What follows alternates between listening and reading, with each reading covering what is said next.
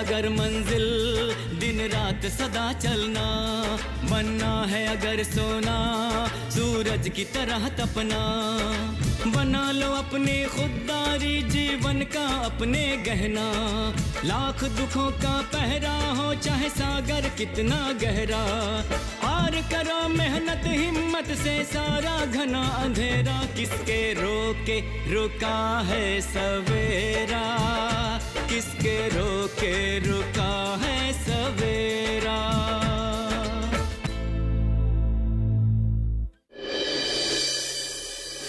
घर में जो भी चल रहा है ये सब तेरी वजह से चल रहा है। मेरी वजह से कुछ नहीं हो रहा है शिवा भैया, ये सब जो आप करते हो ना उसकी वजह से हो रहा है। चुप सब चुप। क्या होते ही माँ बाप को खा गई और अब बाप बेटे के बीच में कुंडली मार के बैठी है। अभी रोना धोना बंद करो, हाँ जाओ स्कूल जाओ। हाँ ये लो, हमको बहुत काम पड़ा है, संभाल कर जाना। हाँ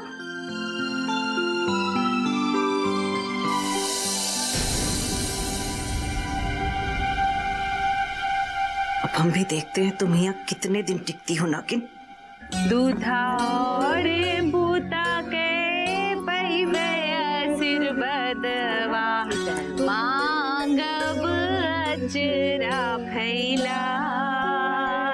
हो। दूधा और बूता के पहिवे आशीर्वादवा, मांगब अजरा फैलाए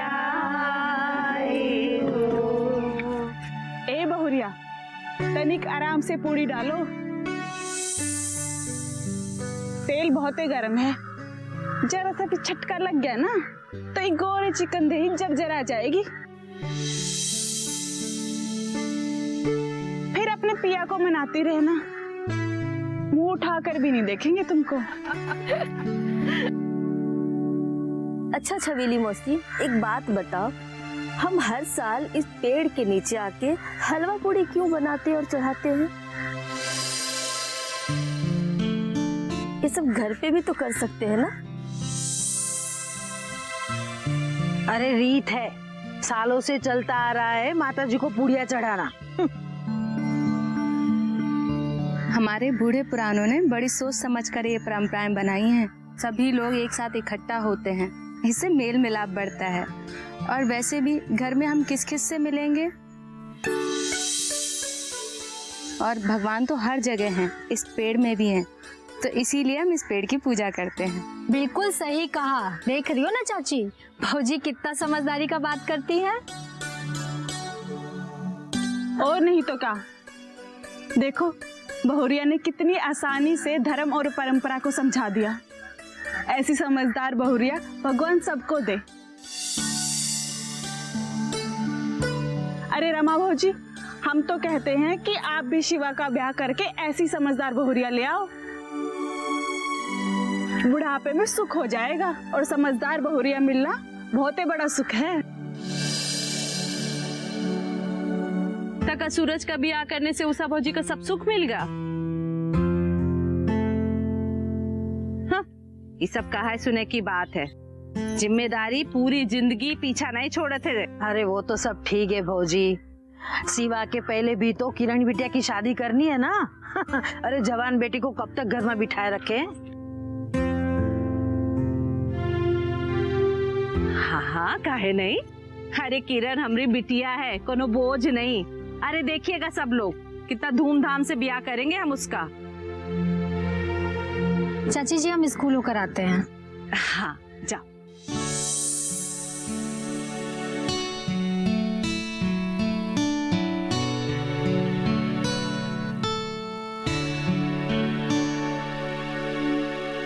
अरे भौजी, बेटियां कभी भी बोझ नहीं होती है माँ बाप के लिए। अरे वो तो पराया धन है।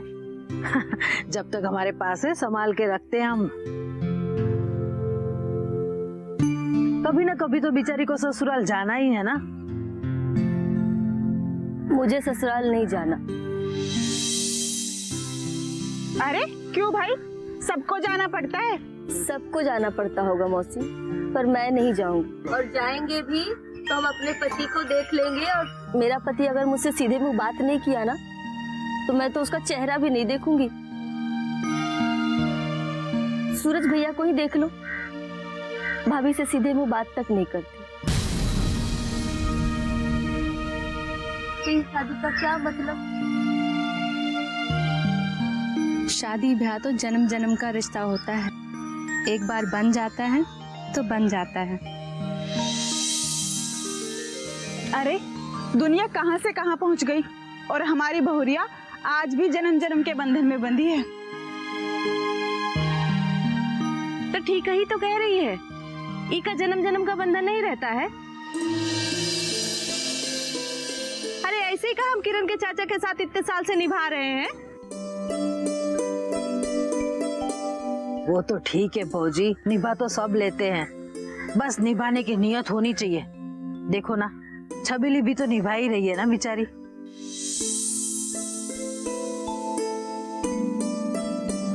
बेटा संतोष, बहू कैसी है? जच्चा बच्चा एकदम ठीक है चाचा। सूरज भैया ने तो बच्चे का नाम भी सोच लिया है। अच्छा। हाँ चाचा जी, लड़का हुआ तो गुनगुन और लड़की हुई तब भी गुनगुन। बहुत बढ़िया। सूरज बेटा, हम तो कहेंगे तुम्हारे दिमाग में जो शहर जाने का फितूर है उसको अब निकाल दो। अपने भैया को देखो, विदेश जाने का मौका मिला लेकिन नहीं गए, इसी गांव में रहे हमारे साथ और हमें एक से एक सुझाव दे रहे हैं।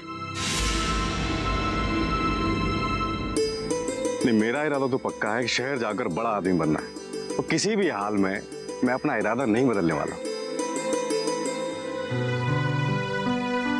अरे भैया, इरादा बदलो या कुछ भी करो, लेकिन ये जो पीछे महिलाएं ना गरम गरम पूरी और हलवा बना रही हैं, उसकी महक यहाँ तक आ रही है। का मास्टर साहब, मन ललचिया रहा है का?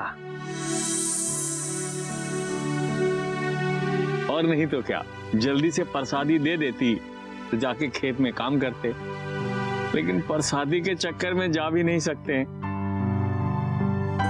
ए छाया, पूजा हो गया है, अब जाकर प्रसादी सबको बांट दो। ही मर्दन लोगन का पूजा से नहीं, पेट पूजा से मतलब है बस। और अपने चाचा का तो तुम जानती हो, कैसे हलवा पूरी देखकर जीभ लपलपा रही होगी उनकी। अरे भाई, गांव में तीज त्योहार तो इसलिए मनाया जाता है कि मेल जोल बढ़े, अपनापन बढ़े, भाईचारा बढ़े। आप लोगों को गांव में इकट्ठा देखकर आज बहुत खुशी हो रही है। अच्छा तो बहुत लगता है, लेकिन समय भी बहुत बर्बाद होता है। अब हमको मंडी जाना था सब्जी बेचने के लिए, और जब तक ये हलवा पूरी मिलेगा नहीं, जाएंगे नहीं। चाचा, आप लोग सब्जी कैसे बेचते हैं? क्या मतलब है, मंडी जाते हैं सब्जी बेच देते हैं। आप लोगों को आमदनी कैसे होती है? हाँ, तो ये बात तो सीधे सीधे पूछो कि आमदनी कैसे करते हैं। कुछ नहीं, यहाँ से मंडी में जाते हैं और वहाँ पर जो सबसे बड़का व्यापारी रहता है उसके पास जा करके सब्जी दे देते हैं, आगे बस। तो दाम कौन तय करता है? अरे कैसा बात करते हो धीरज बेटा, अरे वो मंडी का सबसे बड़का व्यापारी, उसके पास गए, सामान दिए, वो जो भाव तय किया वो लिए और चले आए। अच्छा, तो मेहनत करें आप लोग और दाम तय करें वो लोग? हम दाम लगाने लगे तो हमसे फसल ही नहीं खरीदते, और जब हम लोग अपने सब्जियों को अपने दामों पर ग्राहकों को बेचने लगते हैं तो फट से अपना दाम गिरा देते हैं। अब ग्राहक हमारे पास आने के बजाय उन्हीं के पास चले जाता है। नतीजा ये होता है, हमारी फसल धरी की धरी रह जाती है। अब हम मजबूर होकर अपने सब्जियों को कम दामों में बेच देते हैं, या फिर उन्हीं के भावों में दुकानदार को दे देते हैं। मुनाफा के बजाय घाटा ही होता है भैया। बड़े दुकानदार अपनी मनमानी करते हैं क्योंकि उन्हें पता है कि आप किसान भाइयों में संगठन नहीं है। इसलिए आपके फायदे का मुनाफा वो जमाखोर और बिचौलिए खा जाते हैं। लेकिन बेटा इसमें हम लोग को करना क्या चाहिए? सबसे पहले तो आप किसान भाई मिलकर एक संगठन बनाइए और बाजार के हिसाब से मूल्य तय कीजिए, जिससे वो दुकानदार मजबूर हो जाए कि आपके तय किए हुए दाम पर आपकी फसल को खरीद सके।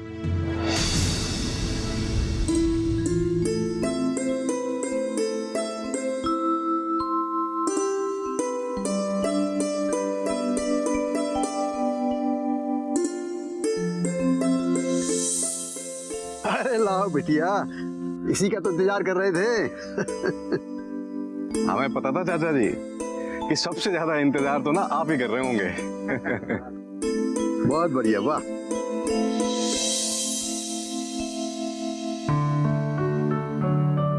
बहुत अच्छा बिटिया, बहुत बढ़िया।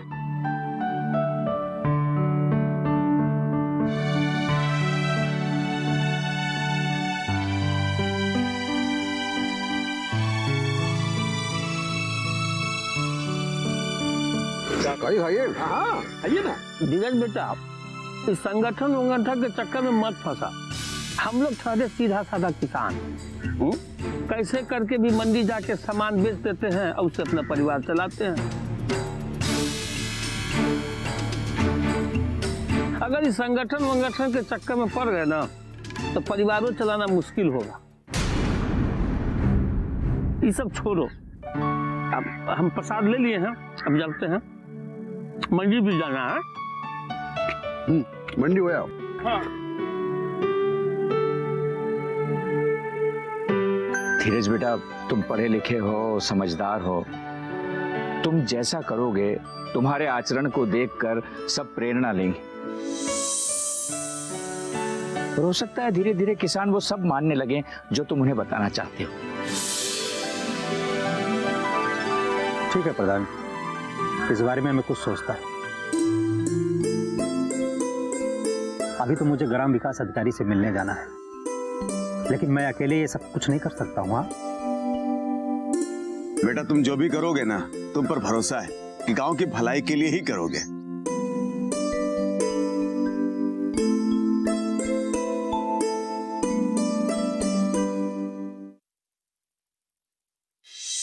और हाँ, आज से मिड डे मील का दूध रोज मेरी तरफ से रहेगा, क्योंकि स्वस्थ शरीर में स्वस्थ मन भी बनता है, ये हमारे बाबूजी कहते हैं। बच्चे स्वस्थ रहेंगे तो गांव का भविष्य भी स्वस्थ रहेगा, क्योंकि बच्चे गांव के भविष्य हैं। किसके रोके रुका है सवेरा,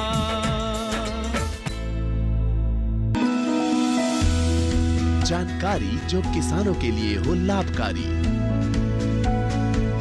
समस्याओं पर पड़ेगा समाधान भारी, कृषि की हर बात का ख्याल, कब कैसे की जाए बेहतर देखभाल। जानिए विशेषज्ञों के साथ, देखिए खेत खलिहान, सोमवार से शुक्रवार सुबह 7 बजे डीडी किसान पर। किसके रोके रुका है सवेरा। सूबेदार जी, धीरज ठीक ही तो कह रहे हैं, हमारे गांव में भी किसानों का संगठन होना ही चाहिए। सही कह रहे हैं प्रधान जी, बगैर किसानों के संगठन के सिर्फ किसानों का शोषण ही होता है। प्रधान जी, हम शिवा भैया से बहुत परेशान हैं, जरा कुछ करिए ना। अरे वो शिवा की वजह से तो सारा गांव परेशान है, सिर्फ आप ही परेशान नहीं है।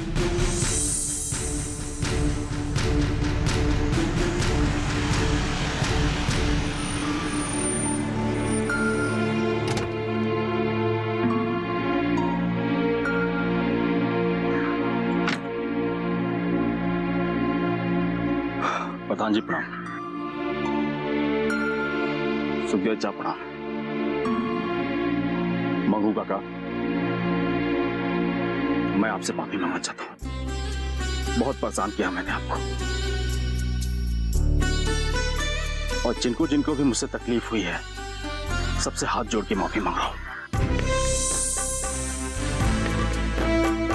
बाबूजी, आपका तो मैं गुनहगार हूं।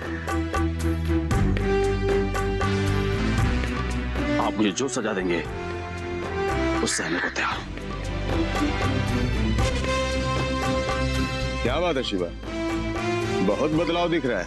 बदलाव तो आना ही था, क्योंकि पूरा गांव बदलाव की तरफ बढ़ चुका है। सब में चर्चा हो रहा है। मैं भी किसी गांव का बेटा हूं, तो इस बदलाव से मैं अछूता कैसे रह सकता था। चलो अच्छा है, जब जागे हैं तभी सवेरा। जी प्रधान, अब मुझे समझ में आ गया है कि बाबूजी के सिद्धांतों का महत्व क्या है। जो अपने ही साथ ना हो तो दौलत कमा के क्या फायदा। दौलत का असली सुख तो जब अपने सब साथ में हो तो है। तो इसका मतलब मुझे कर्जा नहीं चुकाना पड़ेगा? जब आपके पास हो तब चुका दीजिएगा। मैं तो सोच रहा था कि अब खैर कोई बात नहीं, मैं धीरे धीरे करके सब चुका दूंगा।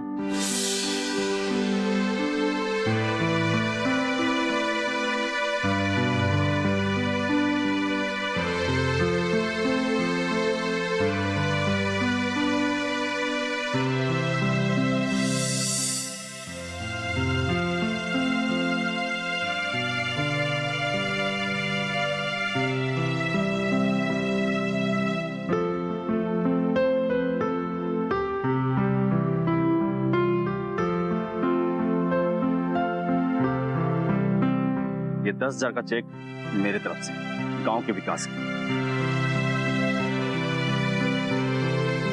क्योंकि गांव का विकास होगा तो मेरा भी विकास होगा। और हाँ, आज से मिड डे मील का दूध रोज मेरी तरफ से रहेगा, क्योंकि स्वस्थ शरीर में स्वस्थ मन भी बनता है, ये हमारे बाबूजी कहते हैं। बच्चे स्वस्थ रहेंगे तो गांव का भविष्य भी स्वस्थ रहेगा, क्योंकि बच्चे गांव के भविष्य हैं। उन्हें अच्छी तरह से संवारना और उनका पालन पोषण करना हमारी जिम्मेदारी है, और हम इस जिम्मेदारी को निभाने के लिए पूरी तरह से तैयार हैं।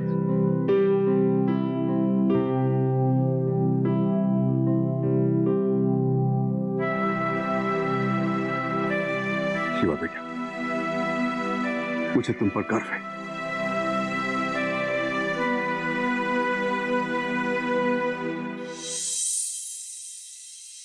जिंदगी संघर्ष का दूसरा नाम है, और भगवान इतना निर्दय नहीं हो सकता।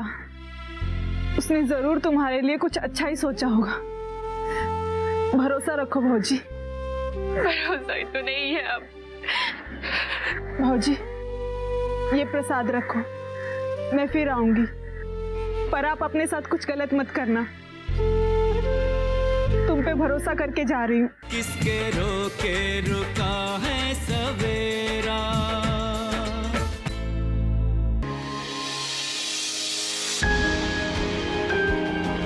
सहेजें कण कण को,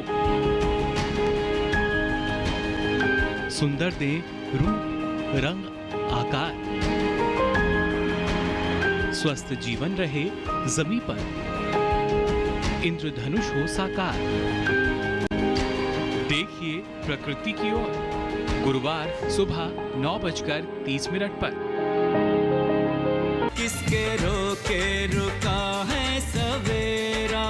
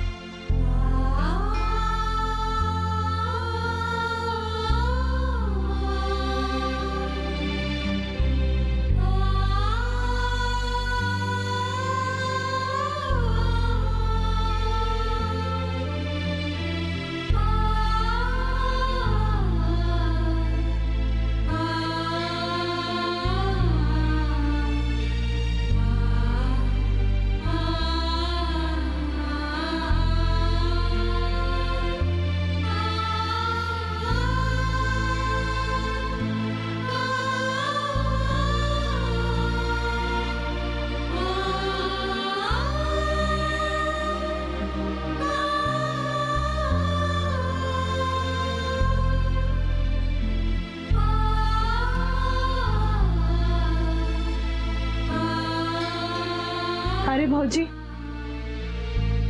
एक संदेशा भिजवा देती, हम खुद भाग कर आ जाते। आओ बैठो।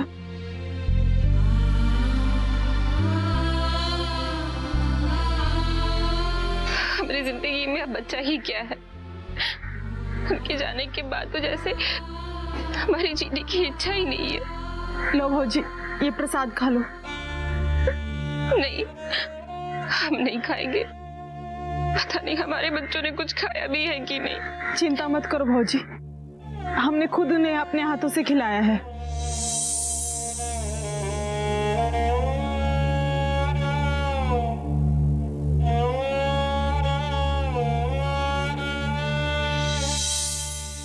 भौजी, एक समय था जब आप गांव के हर तीज त्योहार की जान हुआ करती थी। आपको आज भी वहां आना चाहिए था।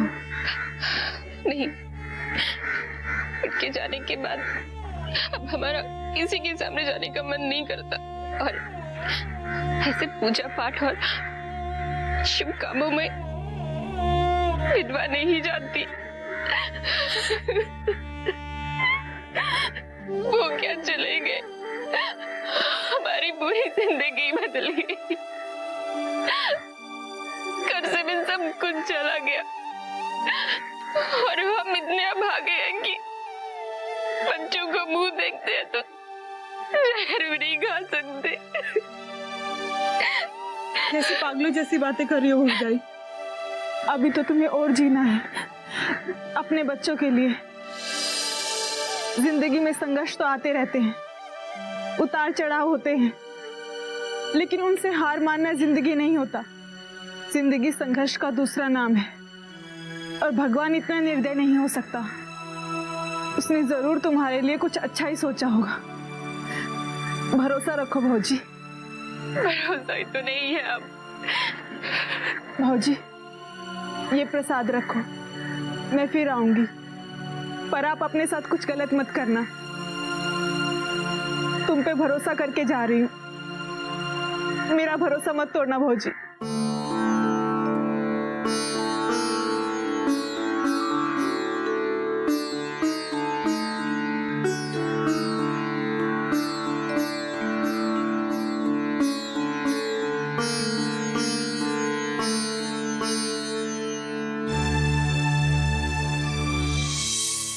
छबीली की वजह से अभी का तो इंतजाम हो गया,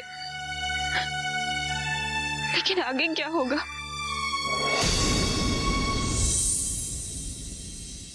आपका ही खून है वो, तभी उससे प्यार से बात करिए, अच्छा लगेगा उसको। मेरा ही खून है मेरा बेटा, और आज शिवा ने ये साबित भी कर दिया है। मैं कितना गलत सोचता था उसके बारे में। अरे जब जमीन में पानी रहेगा तब न मशीन उठाएगा। जल की समस्या तो निरंतर बढ़ती जा रही। सरकारी नल भी जो है वो धीरे धीरे अपना हाथ खड़ा कर रहा है। पता नहीं अब क्या होगा। अभी तक कपड़ा तह करना नहीं आया साहबजादी को।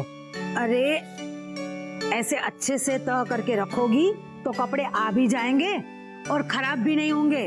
माँ, खराब हो जाएगा ना तो मैं दूसरा ले लूंगी। हाँ, दूसरा खरीद लेंगे, पैसे पेड़ पे उग रहे हैं ना। अच्छा भैया, आप हमारे साथ नहीं चल रहे हैं? नहीं, मुझे खेतों में कुछ काम है।